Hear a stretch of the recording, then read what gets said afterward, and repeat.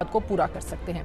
फिर ऐसे में जीडीपी ग्रोथ भी बहुत कम है, जबकि बैरूनी ममालिक से इमदाद की कोई उम्मीद नजर नहीं आती और ना ही अब तक आईएमएफ से कर्ज मिलने की कोई सूरत नजर आती है। अवाम महंगाई की चक्की में पिस रहे हैं और सियासतदान एक दूसरे पर मलबा डाल रहे हैं। महंगाई के जिनको काबू करने और अवाम को रिलीफ देने के लिए मौजूदा हुकूमत को क्या करना होगा, इसी पर मुझे जय हिंद दोस्तों, मैं महेंद्र शर्मा स्वागत करता हूं वन वर्ल्ड हिंदी में। आपका उम्मीद करता हूं आपको स्वस्थ है। दोस्तों आइए दिखाते हैं पाक मीडिया की वो लेटेस्ट डिबेट, जिसमें कैसे अब पाकिस्तान के जो पूर्व प्रधानमंत्री के चमचे हैं इमरान खान के, वो कैसे अब पाकिस्तान की नई हुकूमत पे अब विरोध करना शुरू कर दिया है। क्योंकि उनको जब से कुर्सी गई है उसके बाद से पाकिस्तान में एक इनस्टेबिलिटी पॉलिटिक्स की करने लग गए हैं। क्योंकि अब इमरान खान ने जो रेट बढ़ाए थे उनको बुला के अब ये जो नई हुकूमत ने 60 रुपए पेट्रोल डीजल पे रेट बढ़ाए, उस मुद्दे को लेके पाकिस्तान में अस्त व्यस्त माहौल पैदा करने की कोशिश की जा रही है। तो कहीं ना कहीं आज पाकिस्तान में जो इमरान खान ने बैड गवर्नेंस दिया था, उसका नतीजा अब पाकिस्तान के अवाम को भुगतना शुरू कर दिया है। क्योंकि ये मीडिया भी कह रहा है कि हमें आज के समय ना ही तो कोई IMF और ना ही कोई दोस्त मुल्क हमें पैसा दे रहा है ताकि पाकिस्तान की इकोनॉमी को कुछ स्टेबल किया जा सके। तो दोस्तों देखिए ये डिबेट कैसे एंकर ने इसको झाड़ लगाई है और बोला है कि आपने भी कोई अच्छा काम नहीं किया था पाकिस्तान में इमरान खान ने। तो दोस्तों देखिए डिबेट और कमेंट में अपनी प्रतिक्रिया जरूर दें। लास्ट में आपसे रिक्वेस्ट करूंगा, चैनल पे नए हैं तो चैनल को सबसे पहले सब्सक्राइब करें, लाइक शेयर कमेंट जरूर करें। दोस्तों जय हिंद, वंदे मातरम, भारत माता की जय। बिजली की तो उसको आप लोग अपने तरीके से जस्टिफाई करते थे, क्योंकि आप लोगों ने भी आईएमएफ के साथ मुआहदा किया था। आप लोग भी ज़ाहिर है इस मुआहदे के साथ चल रहे थे, लेकिन जब सब्सिडी आप लोगों ने दी, 10 रुपए कम किया, जिसको आईएमएफ ने कहा ये आप लोगों के मुआहदे की खिलाफ वर्जी है। आज आप लोग भी उसी तरह सियासत चमका रहे हैं जिस तरह नून लीग आपके लोगों के दौर में चमकाया करती थी। वो तो कहते हैं कि भाई ये सब कुछ आप लोगों का किया धरा है, आप लोगों के मुआहदों का नतीजा है जो आप लोगों ने आईएमएफ के साथ किए।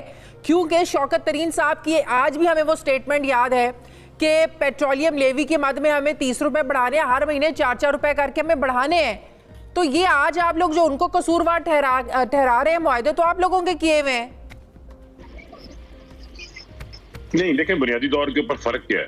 फर्क अप्रोच का है। इमरान खान ने पाकिस्तान की आवाम, जो कि इसमें 40% आवाम खतरे गुर्बत की लकीर के नीचे रहती, उनके ऊपर इमरान खान ने बोझ नहीं डाला था। और आपके इल्म में होगा कि कोविड के दौरान भी हम स्टिमुलस लेकर आए थे, आम आदमी के लिए, इंडस्ट्री के लिए पैकेज लेकर आए थे, ताजरों के लिए, गरीब आदमी को कैश स्टिमुलस फराहम किया था।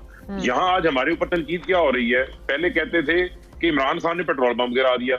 अब इमरान खान जब तेल सस्ता दे रहा था तो कहते थे इमरान खान गरीब को सब्सिडी दे रहा था।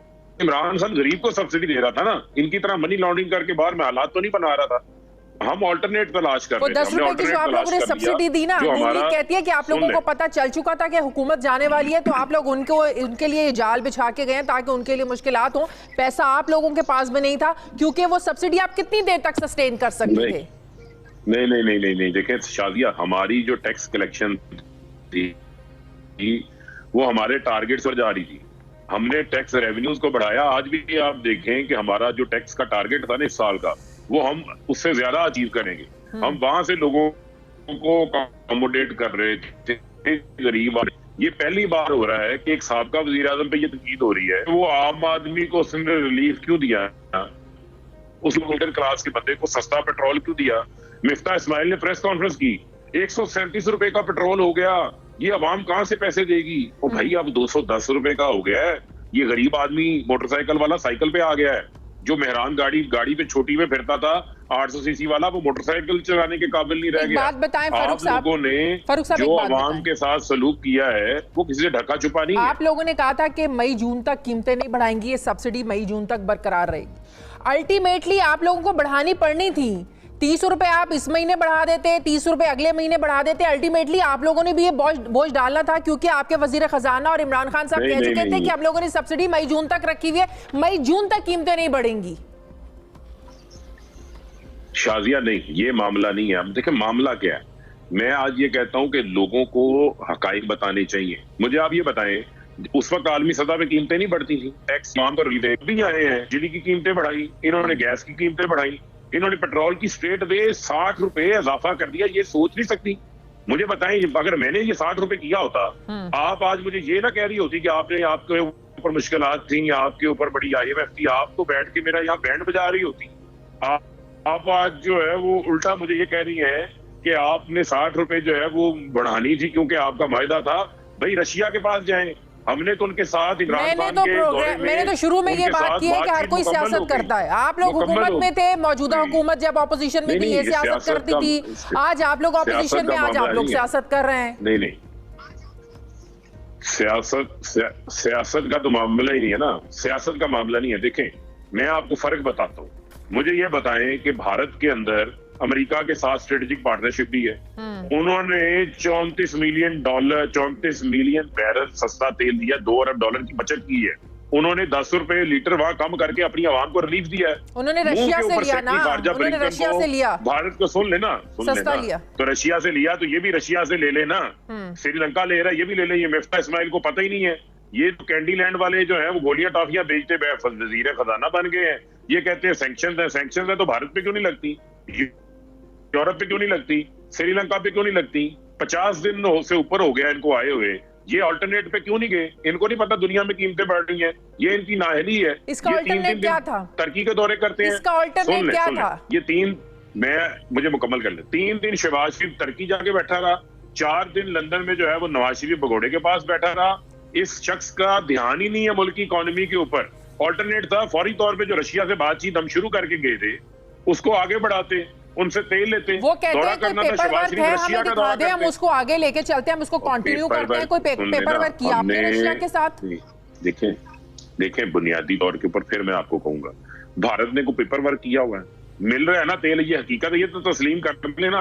भारत ले रहा है ना सस्ता तेल, यूरोप ले रही है ना गैस और सस्ता तेल, श्रीलंका भी अब ले रहा है। तो भाई पाकिस्तान के हाथ किसने बांधे हुए हैं? ये अमेरिका की गुलामी से निकले। यही बात इमरान खान कहते थे, आजाद खारजा पॉलिसी का फायदा ये होता है आप अपने मुल्क के मफाद को देखते हैं। ये गुलामी इख्तियार की हुई है। वो कहते हैं जी अमेरिका पाबंदियां लगा देगा हमारे ऊपर। बात सुने, IMF के प्रोग्राम में आप लोग भी थे, इसका मतलब आप लोग भी अमेरिका की गुलामी में थे? नहीं, हमने देखे, हम IMF में अपने शौक से गए थे। हमें ये लोग अपने शौक से $20 अरब का करंट अकाउंट, सुन लेना, ये अपने शौक से गए। मैं आपको बताता हूँ क्यों गए। ये इस मुल्क को 22 बार IMF के पास लेके गए हैं, 6 बार नून लीग लेके गई है, 8 बार पीपल्स पार्टी IMF के पास लेके गई है। कई प्रोग्राम इन्होंने जो है वो मुकम्मल नहीं किए। मुझे ये बताएं कि जिस IMF से कैसे बचा जा सकता है? आपने अपनी एक्सपोर्ट्स बढ़ानी है। इमरान खान ने पाकिस्तान की एक्सपोर्ट्स के अंदर $6-7 अरब का इजाफा किया है। 6% ग्रोथ हमने दी कोरोना के बायस। हमने फॉरेन रेमिटेंसेस जब हमने हुकूमत संभाली $18 अरब थी, वो $32 अरब पे ले गए। हमने पाकिस्तान के अंदर डॉलर इनफ्लोज बढ़ाए, उससे हमारा कर्जों के ऊपर इन्हिसार कम हुआ। हमने $27 अरब के कर्जे वापस किए, लेकिन ये 30 साल से 3 बार बारियां ली। जब आप लोगों ने इक़्तिदार संभाला तब डॉलर कितने का था? चले मुझे जरा ये बता दें। जब हमने इक़्तिदार संभाला आपका ऑलरेडी डॉलर जो है वो डिवैल्यूएशन की तरफ था। कितने का तकरीबन कोई 127 से 123 का था। हाँ। 101 नहीं सुन लेना, इंटरिम गवर्नमेंट भी थी और उसमें इसी मिफ्ता इस्माइल की स्टेटमेंट्स उठाएं कि इसहाक ने फिक्टिशियसली डॉलर को रोका हुआ था। आपको पता है $7 अरब इसहाक ने मार्केट के अंदर डाल दिए थे। भाई क्यों रोका हुआ था आपने फिक्टिशियसली? मुझे चले मैं एक और आपको फिगर देता हूँ। हमारे दौरे हुकूमत के अंदर डॉलर डेली 3 पैसे के हिसाब से डिवैल्यू हुआ है। इनके 50 रोज के अंदर डॉलर 50 पैसे के हिसाब से डिवैल्यू हो रहा है। 22 से 23 रुपए डिवैल्यू हो गया। मुझे आप बताइए इतनी तेजी से डॉलर डिवैल्यू होता है क्यों? इनकी तरजीहात नहीं है। ये शादियां दूसरी जाने देखे, NRO 2 पे अमल दरामद हो गया, नैब अमेंडमेंट आ गई, FIA के केस बंद हो गए, चालान वापस हो गया। सुप्रीम कोर्ट ने आज इसी बात की तो खंचाई की है। इनका ध्यान दौरों के ऊपर है, इनका ध्यान NRO 2 पे है। ये मैशियत मुल्क को बैंक डिफॉल्ट पे ले आए हैं। आज अनसर्टेनिटी है। इमरान खान साहब ने कहा कि न्यूट्रल ने न्यूट्रल होने का फैसला किया। बड़ी अच्छी बात है, बहुत अच्छी बात है न्यूट्रल रहना, लेकिन मुल्क की सालमियत के लिए जरूरी है कि इस मैशियत के मामले पर आप लोग न्यूट्रल ना रहे। तो एस्टेब्लिशमेंट को इस मामले में आप लोग क्यों खींचना चाह रहे हैं, क्यों दावत दे रहे हैं आप लोग? देखिए, बात है कि जो इकोनॉमी है वो आपकी सिक्योरिटी के साथ डायरेक्टली लिंक है। तो सोवियत यूनियन क्यों तबाह हुई थी? क्योंकि उनकी मैशियत कमजोर पड़ गई थी। बहुत बड़ी उनकी जो ताकत, ये बड़ा एक इम्पोर्टेंट है कि अपनी